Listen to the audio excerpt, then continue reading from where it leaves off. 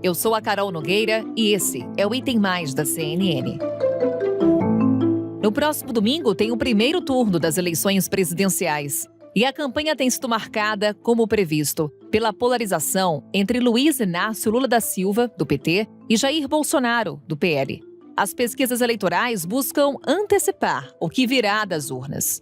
Os números ainda deixam em aberto se o candidato petista terá votos suficientes para definir a eleição já no próximo dia 2, ou se ele vai enfrentar o atual presidente em um segundo turno, em 30 de outubro. Analistas políticos alertam para um fator que pode ser decisivo para a definição do resultado eleitoral, o chamado voto envergonhado.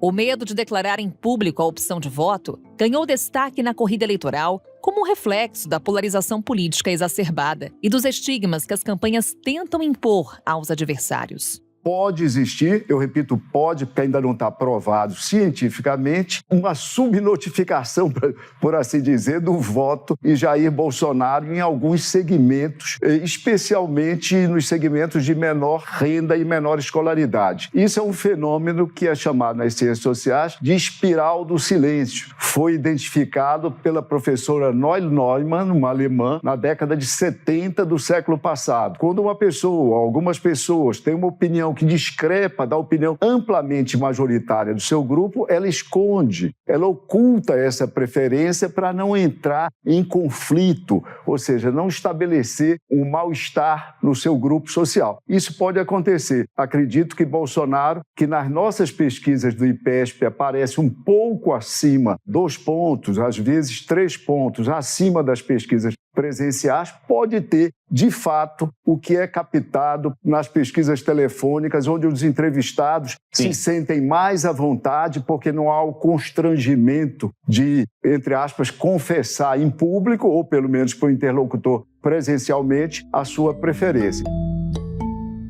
A Quest Pesquisa e Consultoria se dedicou a explorar mais a fundo o peso do voto envergonhado e encontrou indícios de que esse fenômeno pode, na verdade, pender para outro lado nas eleições no Brasil. O que a gente fez? A gente usou uma técnica, olha que interessante, que foi desenvolvida por um professor de ciência política de Harvard, o Koski Mai, num trabalho sobre o Afeganistão. Olha só que loucura. Para tentar identificar aliados do Al-Qaeda, quando o Departamento de Estado americano precisava entrar no Afeganistão, o Koski foi convidado a pensar uma tecnologia em survey, em pesquisa de opinião, que pudesse ajudar os americanos a chegar lá e entender esse quadro. Qual era o problema? É o mesmo do racismo. Se você perguntar, você é racista? As pessoas vão dizer não, mas se você conhece alguém racista, todo mundo vai dizer, conheço. É a mesma coisa no caso do Talibã. Ninguém dizia que conhecia, que era amigo de ninguém lá do Al-Qaeda. O que o Koski fez? Ele disse o seguinte, ao invés de perguntar para as pessoas o que elas fazem, vamos perguntar quantas coisas de uma lista elas fazem. Então você dá uma lista para um grupo de controle, uma lista para um grupo de tratamento, são 2 grupos diferentes, só que a lista do grupo de tratamento tem um item a mais, que é aquele que te interessa. No caso do Afeganistão, seria o apoio ao Bin Laden. No caso da eleição americana, era o voto no Trump. No caso da eleição brasileira, o voto no Bolsonaro. A gente fez esse experimento lá com a Genial Quest, e o que a gente descobriu é que o voto envergonhado no Brasil não é no Bolsonaro. O voto envergonhado no Brasil é no Lula.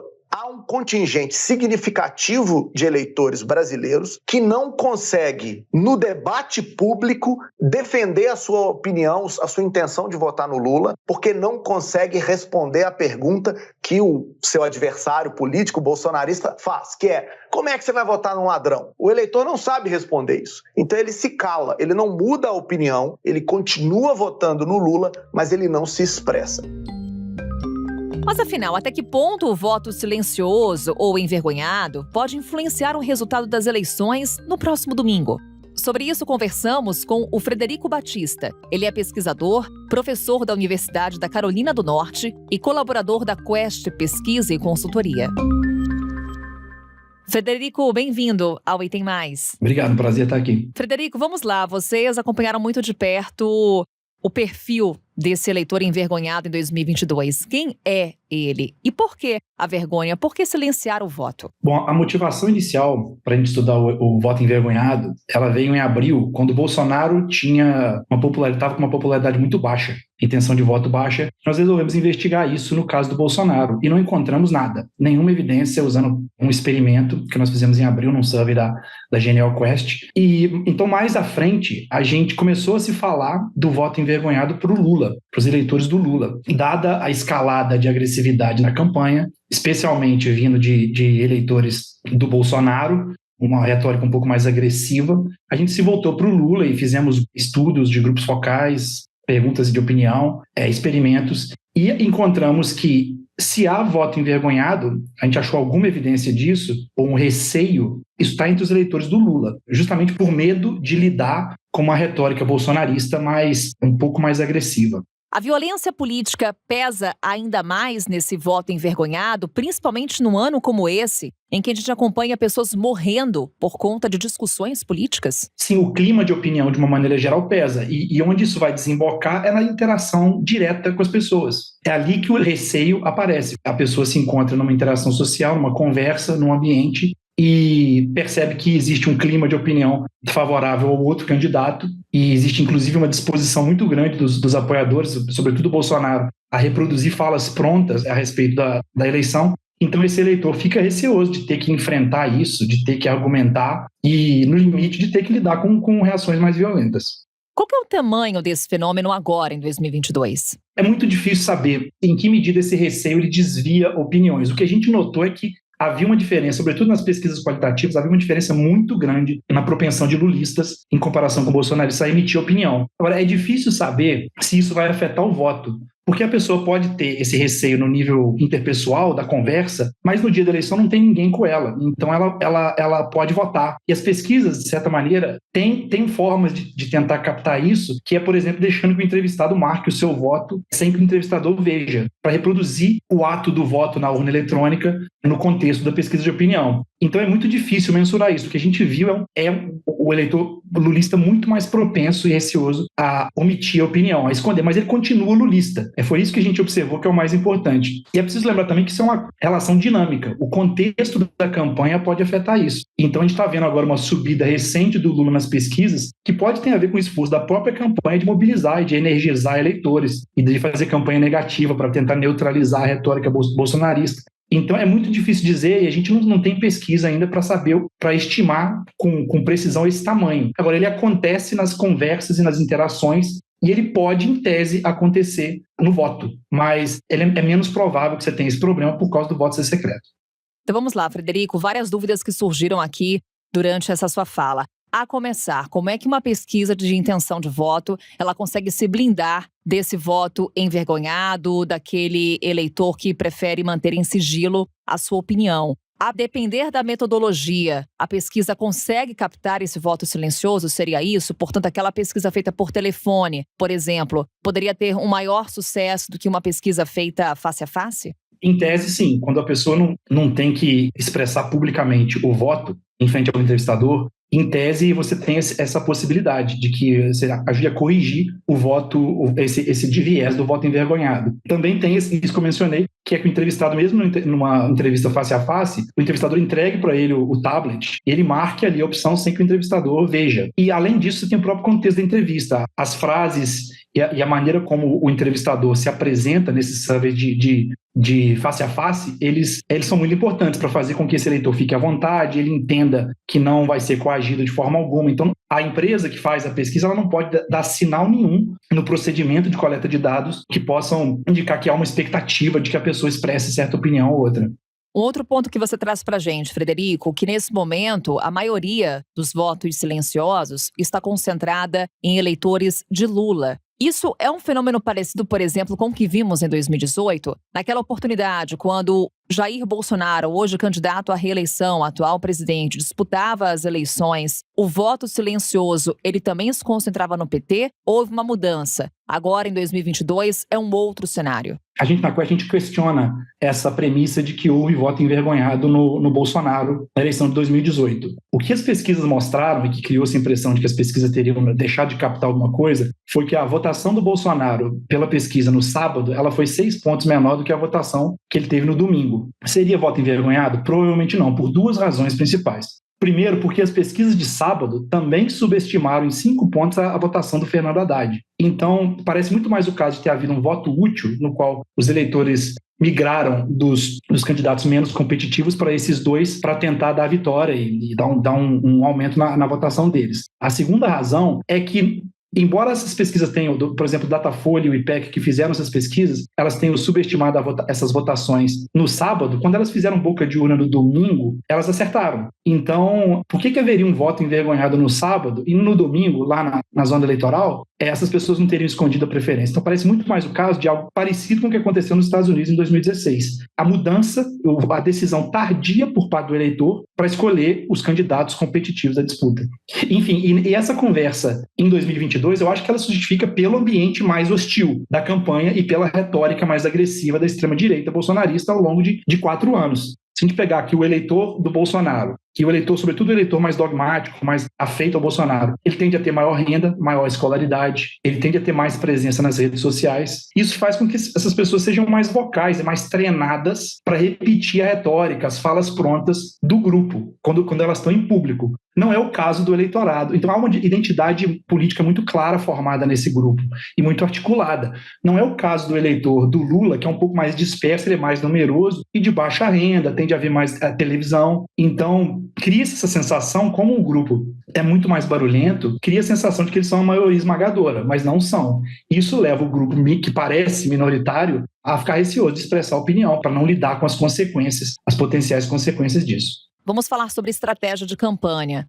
Nessa reta final, principalmente, é possível para os candidatos dialogarem com esse eleitor envergonhado, fazer com que eles deixem o silêncio? Como é que os candidatos tendem a interagir com essa fatia do eleitorado? Eu acho que no caso da campanha do Lula, que é onde a gente observou que existe esse receio de expressar opinião pelo Lula por uma parte do eleitorado, o importante é fazer com que esses eleitores se sintam à vontade para aparecer e votar. Eles podem ficar até envergonhados no dia a dia, nas interações interpessoais, com o patrão, né, com pessoas de mais escolaridade. Para a campanha do Lula, o que interessa é que essas pessoas apareçam. Elas não fiquem envergonhadas ao ponto de não aparecer e não votarem. Então, de certa forma, o que a campanha do Lula tem que tentar fazer, e eu acho que ela tem conseguido na última semana, é tentar reproduzir em alguma medida o que o bolsonarismo faz, que é criar uma onda, um clima de opinião que é favorável ao Lula, de que ele está crescendo, e criar uma mensagem clara que atinja esses grupos para que eles possam ficar mais confiantes para, caso tenham que defender suas opiniões, eles defendam, sem que tenham timidez sobre isso. E é claro que é preciso ver em que medida, na verdade, a campanha do Lula pode conter isso completamente, porque tem o perigo de reações violentas. Então, esse já é mais um problema do sistema político brasileiro, das autoridades eleitorais, que é conter o comportamento violento de alguns eleitores. Então, de certa forma, o que a campanha, em particular do Lula, precisa para tentar reverter esse fenômeno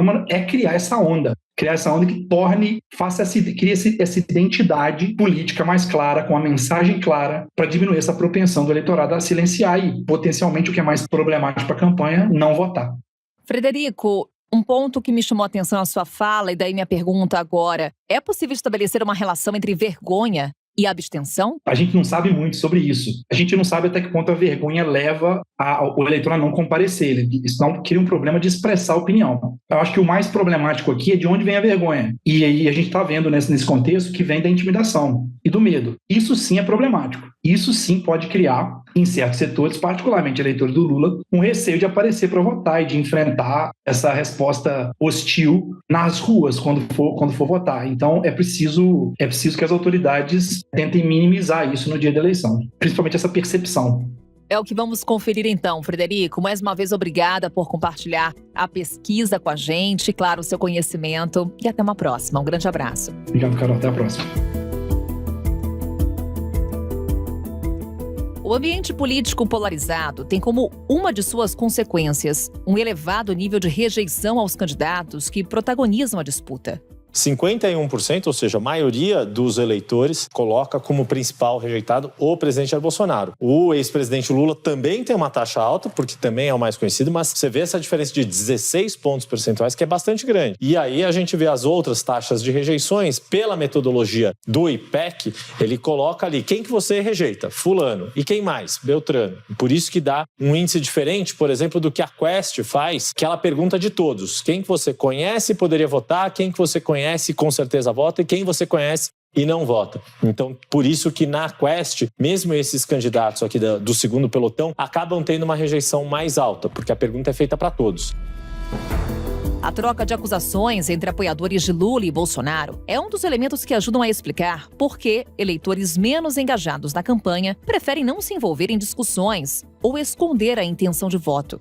Esse comportamento provoca o acirramento da tensão nas eleições deste ano, em que o risco de violência política colocou em alerta autoridades e forças de segurança. Em que medida a atitude de parte dos eleitores de não revelar preferências políticas é apenas uma consequência do cenário atual? Para falar sobre essa e outras questões, conversamos com Cláudio Couto. Ele é cientista político, professor da Fundação Getúlio Vargas, em São Paulo.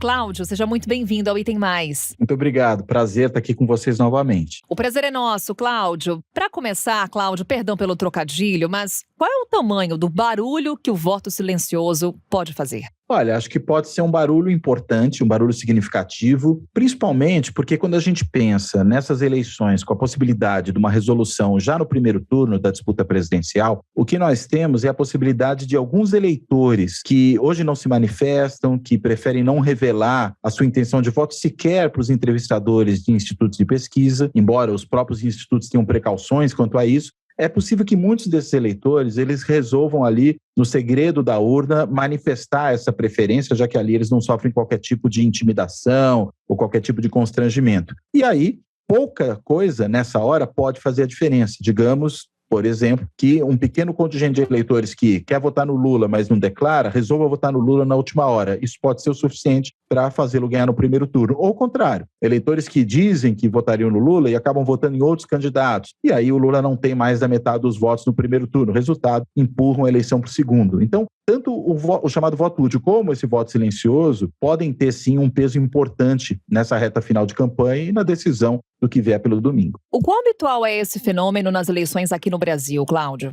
Olha, isso sempre acontece em algum grau, né? Eu diria que o voto útil acontece mais constantemente do que o voto silencioso, porque todo mundo olha ali para o cenário final e às vezes faz uma estratégia do que lhe parece mais conveniente. Mas no caso do voto silencioso, eu entendo que essa é uma eleição em que ele cresceu muito por conta do ambiente político muito conflagrado que nós temos. E esse ambiente político conflagrado faz com que as pessoas até tenham medo de manifestar em quem votarão. A gente viu aí um episódio lamentável no Ceará do cidadão que entrou num bar e perguntou quem ia votar no Lula, quando alguém declarou-se eleitor do Lula, foi lá e ele deu uma facada e matou, né? Então, quando você tem um ambiente desse tipo, muita gente prefere não manifestar a sua intenção de voto. As pessoas têm medo. E eu acredito que é isso que faz com que nessa eleição, talvez o peso desse eleitor silencioso, do eleitor envergonhado, há vários nomes e várias circunstâncias que a gente pode considerar, esse peso tende a ser maior do que foi em eleições passadas. O medo é uma tônica importante da disputa de 2022. Para além das questões de violência política, que é um aspecto que de fato assusta e muito nessas eleições, quais são os motivos, os outros, que levam o eleitor a esconder o voto? São motivos que variam muito a cada eleição? Olha, são motivos que variam muito. Às vezes, por exemplo, a pessoa está numa família em que todo mundo vota de um jeito e essa pessoa quer votar de outro. Aí ela prefere não ficar declarando em quem vota para não criar algum tipo de mal-estar familiar com relação àquele voto. Ou no local de trabalho, né? Ou às vezes num certo ambiente que a pessoa frequenta, que não é nem a família, nem o trabalho, mas que é um ambiente cujos posicionamentos, né, das pessoas que ali estão são muito contrários ao que essa pessoa defende. Então ela prefere silenciar. Eu acho que a diferença dessa eleição é que isso se disseminou e se intensificou. E aí, claro, essa tendência ao silenciamento, uma certa espiral do silêncio, né, como já se tornou um termo conhecido, essa tendência ela é muito mais forte. E aí produz esse resultado que nós estamos vendo nessa eleição. Isso torna os cenários muito imprevisíveis com relação ao que virá desse pleito? Aumenta a imprevisibilidade. É mais um fator de imprevisibilidade. Se, por um lado, tem a questão da abstenção eleitoral, que é também um fator importante de imprevisibilidade, certos eleitores não irem votar de diferentes setores sociais, isso pode afetar o resultado, porque o que as pesquisas, inclusive, nos mostram são resultados baseados numa estratificação social que não leva em conta, por exemplo, a possibilidade de abstenção, né? Se a gente considerar a abstenção desigual entre diferentes setores da sociedade, o resultado que a pesquisa antecipa pode não se concretizar no dia da votação. Esse é um ponto de incerteza. Outro ponto de incerteza é a migração do voto útil de última hora, né? Gente que vai de um lado para outro, ninguém consegue prever, aquilo acontece às vezes no dia da eleição, às vezes na hora que o cidadão chega na urna para votar, ele muda de ideia em relação àquilo que pretendia fazer. Não há como, é impossível qualquer pesquisa aferir um movimento dessa natureza. E agora, mais isso, um voto silencioso, ou um voto envergonhado, ou um voto temeroso, acho que tudo isso está um pouco no mesmo pacote, que aumenta nessa eleição em comparação com eleições anteriores. Resultado, numa eleição em que, sobretudo, a questão de ganhar ou não ganhar no primeiro turno está tão posta, esse pode ser realmente um fator importante para determinar o resultado no dia 2 de outubro. Ô Cláudio, qual que é a origem desse fenômeno do voto silencioso? Ele acontece no mundo inteiro?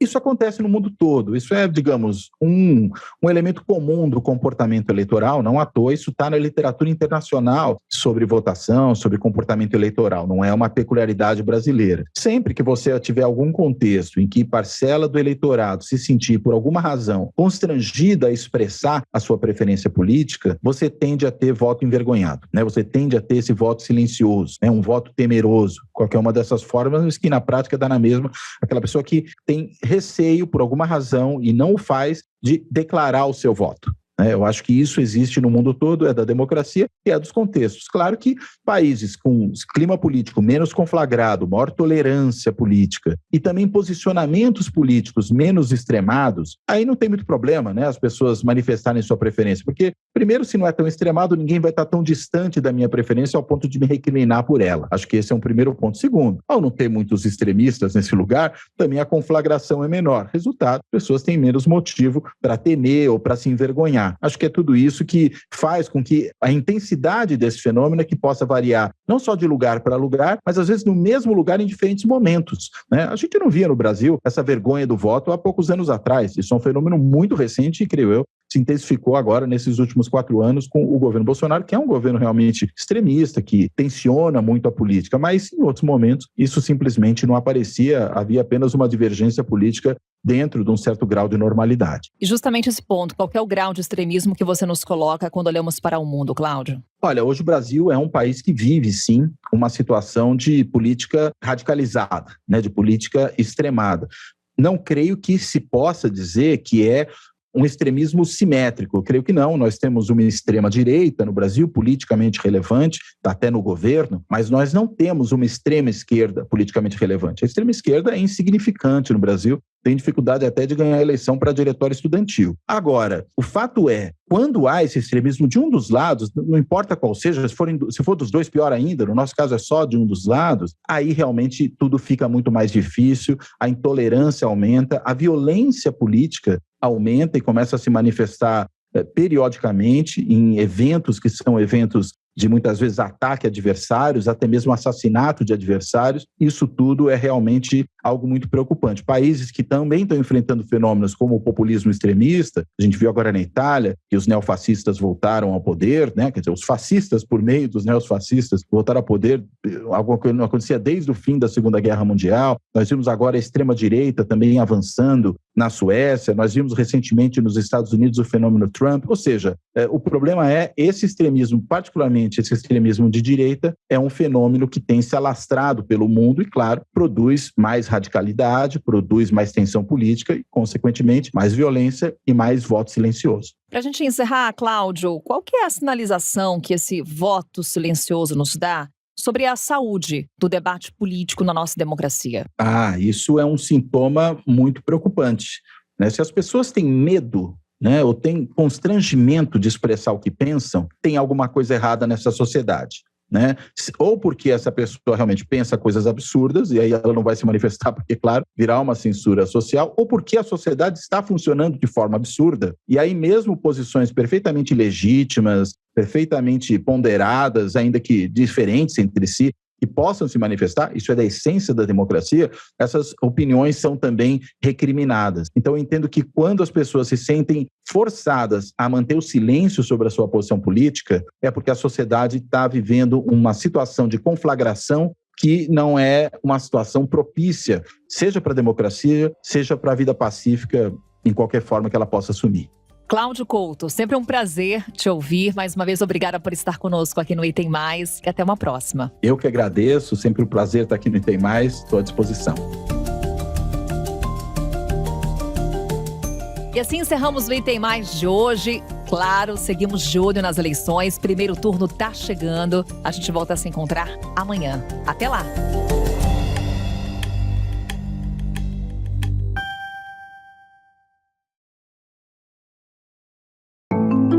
Com a minha apresentação, Carol Nogueira, este podcast foi produzido pela Maremoto para a CNN Brasil. Roteiro e pesquisa, Lucas Scherer. Revisão editorial Maremoto, Amanda Mira. Pauta e produção, Danilo Santana e Cecília Fernandes. Edição e sonorização, Murilo Lourenço. Coordenação geral, Paula Weinberg e Felipe Gomes. Coordenação de produto, Verônica Schneider. Coordenação editorial, Diego Toledo. Você também pode ouvir o Item Mais no site da CNN Brasil e aproveite para conhecer os nossos outros programas em áudio. Acesse cnnbrasil.com.br/podcasts.